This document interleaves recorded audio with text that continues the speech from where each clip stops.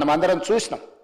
నేను సభలో 2014 నుంచి 2015 వరకు చూసిన, సభ బయట ఉండి 2018 నుంచి 2023 వరకు సభలో జరిగిన సంఘటనలకు సజీవ సాక్షిని అధ్యక్ష.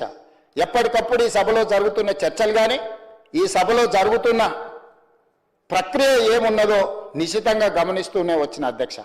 అందుకే ఈరోజు 40 సంవత్సరాల సుదీర్ఘమైన అనుభవం ఉన్న చంద్రశేఖరరావు గారు ప్రధాన ప్రతిపక్ష నాయకుడిగా మళ్ళీ చెప్తున్నాను అధ్యక్ష, వారు ఎమ్మెల్యేగా, రాష్ట్ర మంత్రిగా, ఎంపీగా, కేంద్ర మంత్రిగా, తెలంగాణ ఉద్యమకారుడిని అని వారే చెప్పుకుంటుంటారు.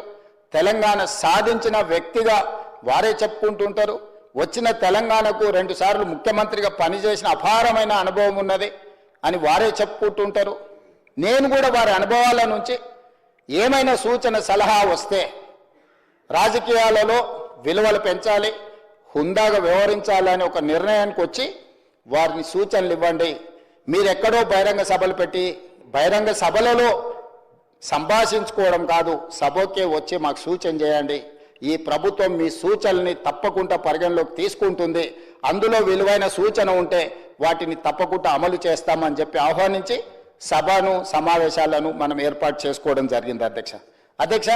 ఈ సమావేశంలో ఈరోజు కృష్ణా జలాలపై చర్చ మేము అడిగింది కాదు. ఈరోజు ఏదైతే చర్చ పెద్దలు ఉత్తమ్ కుమార్ రెడ్డి గారు సభలో ఇంత సారాంశాన్ని ఈరోజు ప్రస్తావించింది, మేము సభ పెట్టండి కృష్ణానది జలాల మీద చర్చ చేద్దామని మేము అనలేదు అధ్యక్ష. ప్రతిపక్ష నాయకుడు చంద్రశేఖరరావు గారు మాజీ ముఖ్యమంత్రిగా వారి పార్టీ కార్యాలయంలో పత్రికా సమావేశాన్ని పెట్టడమే కాకుండా టీఆర్ఎస్ ఎల్పీ సమావేశాన్ని, బీఆర్ఎస్ ఎల్పీ సమావేశాన్ని పెట్టి ఎంపీలను, ఎమ్మెల్సీలను, ఎమ్మెల్యేలను పిలిచి కృష్ణానది జలాల మీద తెలంగాణకు నష్టం జరుగుతుంది, కృష్ణానది జలాల మీద మనం మాట్లాడాల్సింది ఉంది, మనం పోట్లాడాల్సింది ఉంది, దీన్ని ప్రాతిపదికన తెలంగాణలో రేపటి నుంచి మనము కార్యాచరణ తీసుకోబోతున్నామని వారు ప్రస్తావించారు అధ్యక్ష. అదేవిధంగా లెజిస్లేటివ్ అఫేర్స్ మినిస్టర్ గారు చెప్తున్నారు, బీఏసీలో తమరి నాయకత్వంలో జరిగిన బీఏసీలో కూడా కృష్ణానది జలాల మీద ఈ సభలో చర్చ జరగాలని బీఆర్ఎస్ పార్టీ కోరుకున్నది. మిగతా ప్రతిపక్షాలు కూడా దీన్ని చర్చించాలనుకున్నారు. అందుకే మేము మా పార్టీ కార్యాలయంలోనో, గాంధీ భవన్లోనో, పత్రికా సమావేశాలలోనో కేసీఆర్ గారు విమర్శించిన చర్చలకు సమాధానం చెప్పి ఉండొచ్చు. కానీ దానివల్ల తెలంగాణ ప్రజలకు వాస్తవాలు వివరించిన వాళ్ళము కాదు. ప్రజలకు ఒకవైపు ఎవరికి వాళ్ళు ఎవరి మాటలు వాళ్ళు మాట్లాడితే ప్రజలకు పెద్దగా గందరగోళం వచ్చే పరిస్థితి ఉంటుంది. కాబట్టి సభలో ముఖాముఖి చర్చ చేయడం ద్వారా ఈ సమస్యను పరిష్కరిద్దామని సమావేశం పెడితే ఈరోజు సభకు రాలేదు అధ్యక్ష. సభకు రాకపోవడానికి కూనంనేని సాంబశివరావు గారు చెప్పారు, కారణమే లేదు అధ్యక్ష. ఈ జరిగిన చర్చల్ని ఈసారి సమావేశంలో జరిగిన చర్చల్ని మీరు నిజ నిర్ధారణ కమిటీకి ఇవ్వండి. ఎవరైనా అన్పార్లమెంటరీ పదాలు వాడడం కానీ, ఎవరినైనా అవమానించడం కానీ, నేను కొన్ని అంశాలు ప్రస్తావిస్తే వివరణ ఇవ్వడానికి తమరు మళ్ళీ వారికి హరీష్ రావు గారికి మీరు మైక్ ఇచ్చిండ్రు. వారు ఏం మాట్లాడినో కూడా తెలంగాణ సమాజం చూసింది. అయినా మేము సభలోకి రాము, మేము ఈ చర్చలో పాల్గొనేవాళ్ళం అని నిర్ణయం తీసుకోవడము ఇది పాలక పక్షాన్నో లేకపోతే మమ్మల్నో అవమానించడం కాదు అధ్యక్ష. ఈ చట్ట సభలను అవమానించడం, చట్ట సభల పట్ల వాళ్ళకున్న చిన్న చూపు ఈరోజు బహిర్గతమవుతుంది అధ్యక్ష. ఇలాంటి నిర్ణయాల వల్ల ఏమైనా ప్రజలకు ఉపయోగం ఉంటుందా? అదేవిధంగా పత్రికా సమావేశాలలో వాళ్ళే మాట్లాడిండ్రు అధ్యక్ష. నేను కొన్ని అంశాలను ఇష్టం లేకపోయినా ఇక్కడ ప్రస్తావించదలుచుకున్నా. మీరు సభ పెట్టండి, మీ బట్టలు ఊడదీస్తామని మాట్లాడిండ్రు అధ్యక్ష బహిరంగంగా. ఆ తర్వాత చంద్రశేఖరరావు గారు మీ తోలు తీస్తామని కూడా మాట్లాడడం జరిగింది అధ్యక్ష. అందుకే నేను అడుగుతున్నా అధ్యక్ష, బట్టలు ఊడదీసేవాళ్ళు, తోలు తీసేవాళ్ళు చర్చలో పాల్గొంటే తెలంగాణ ప్రజలు నిర్ణయించుకునేవాళ్ళు. ఎవరు బట్టలని తెలంగాణ ప్రజలు ఊడదీస్తారో, ఎవరు తోలు ఎవరు తీస్తారో 4 కోట్ల తెలంగాణ ప్రజలు ఈరోజు వాస్తవ పరిస్థితులను ఈరోజు చర్చకు జరిగేది ఉండేది అధ్యక్ష.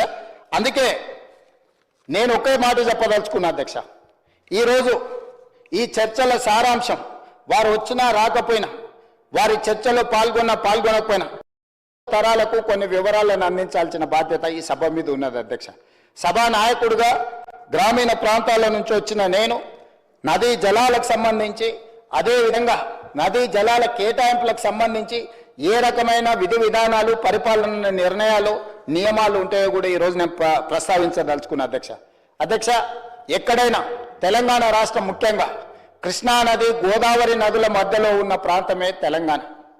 నీళ్ల కోసమే కొట్లాడిన ప్రాంతం, నీళ్ల కోసం నీటి యుద్ధాలు జరిగిన ప్రాంతాలు, చరిత్రలు మనం చూసినాం. ఆనాడు రామ్జీ గోండ్ కానీ, కొమరం భీముడు కానీ జల్ జమీన్ జంగల్ అనే ఒక నినాదాన్ని తీసుకొని నీళ్ల కోసం, భూమి కోసం పోరాటాలు జరిగిన చరిత్ర మనం చూసినాం అధ్యక్ష. అదే కాదు, సాయుధ రైతాంగ పోరాటంలో కూడా భూమి కోసం, భుక్తి కోసం, విముక్తి కోసం జరిగిన సాయుధ రైతాంగ పోరాటంలో కూడా ప్రధానమైన అంశము నీళ్లు, భూమి అన్న సంగతి ఈరోజు మనం గుర్తు చేసుకోవాలి అధ్యక్ష. అదే కాదు, తెలంగాణ రాష్ట్రం ఏర్పాటుకు ప్రధానమైన కారణం నీళ్లే.